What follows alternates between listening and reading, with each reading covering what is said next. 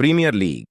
Palmer का फिर से गोल। चेल्सी ने फुलहम को 1-0 से हराया। इस जीत ने चेल्सी को लीग तालिका में 2 पायदान ऊपर 8वें स्थान पर पहुंचा दिया। मैनचेस्टर यूनाइटेड और न्यूकैसल यूनाइटेड से ऊपर, जिनके पास ब्लूज पर एक गेम है। फुलहम 13वें स्थान पर रहे। चेल्सी ने शनिवार को कोल पामर पेनल्टी की बदौलत अपने पश्चिमी लंदन के पड़ोसी फुलहम को 1-0 से हराया, जिसने ब्लूज को लगातार तीसरी प्रीमियर लीग जीत दिलाई। भले ही कोच मॉरिसियो पोचेटिनो की टीम अभी भी गोल के सामने मेहनत कर रही थी। पामर ने पहले हाफ के अंतिम क्षणों में अपने स्पॉट किक के साथ बर्नार्ड लेनो को गलत दिशा में भेजा, जब रहीम स्टर्लिंग को इस्सा डियोप के पीछे वाले पैर से नीचे गिरा दिया गया था। ग्रीष्मकालीन हस्ताक्षर के रूप में मैनचेस्टर सिटी से ब्लूज में शामिल होने और जल्द ही खुद को चेल्सी के सबसे खतरनाक खिलाड़ी के रूप में स्थापित करने के बाद से यह पामर का 9वां लीग गोल था।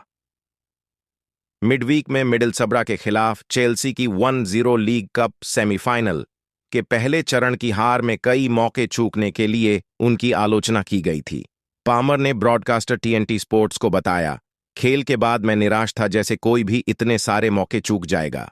आपके पास वे खेल हैं और मैंने इसे पीछे छोड़ दिया है और स्कोर किया है।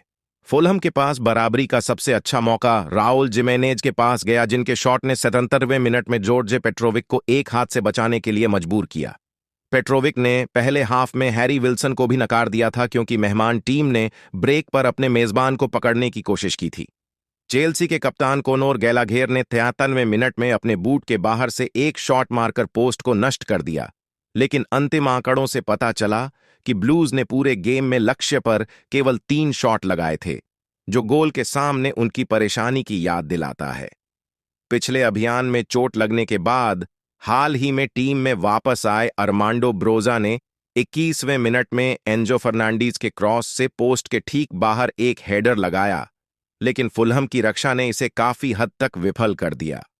अफ्रीका कप ऑफ नेशंस में सेनेगल के लिए ड्यूटी पर निकोलस जैक्सन और क्रिस्टोफर नकुंकू के फिर से घायल होने के साथ पोचेटिनो को 23 जनवरी को लीग कप सेमीफाइनल के दूसरे चरण के लिए मिडलसब्रा की यात्रा के लिए समय पर स्कोरिंग करने का रास्ता खोजना होगा। सबसे बड़ी खुशी तब हुई जब बेन चिलवेल को चेल्सी बेंच से भेजा गया, जिससे इंग्लैंड के डिफेंडर की चोट से वापसी हुई और संभावित रूप से ब्लू की बाईं पीठ की समस्या का समाधान हो गया, जिसे ठीक करने के लिए सेंटर हाफ लेवी कोलविल ने संघर्ष किया है। इस जीत ने चेल्सी को लीग तालिका में 2 पायदान ऊपर 8वें स्थान पर पहुंचा दिया, मैनचेस्टर यूनाइटेड और न्यूकैसल यूनाइटेड से ऊपर, जिनके पास ब्लूज पर एक गेम है। फुलहम रेलीगेशन जोन से 8 अंक आगे रहकर 13वें स्थान पर रहा।